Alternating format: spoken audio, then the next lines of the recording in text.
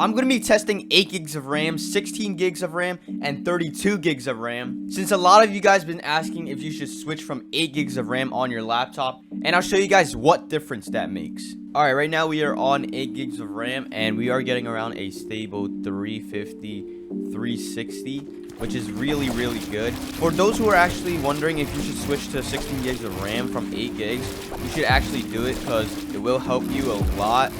Mostly for editing, I'm not gonna lie, but it will help you for performance-wise in your games. Overall, it just helps the textures load faster, so you will get less like stutters, all that stuff. Alright, so on 16 gig, we're getting around 410, 400 now, so we did peak 400 on 16 gigs of RAM. On like 8 gigs of RAM, we were on like 350 or so. But we did get like around a 35 FPS boost, which is not bad.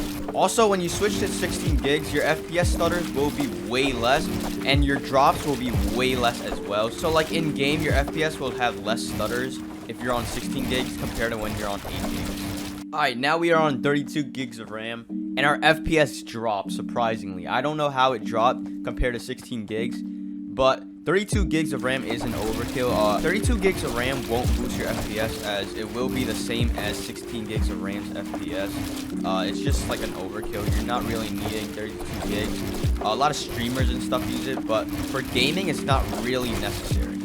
Now we're going to hop into a game of Arena on 8 gigs of RAM and then 16 gigs of RAM to show you guys the difference in game.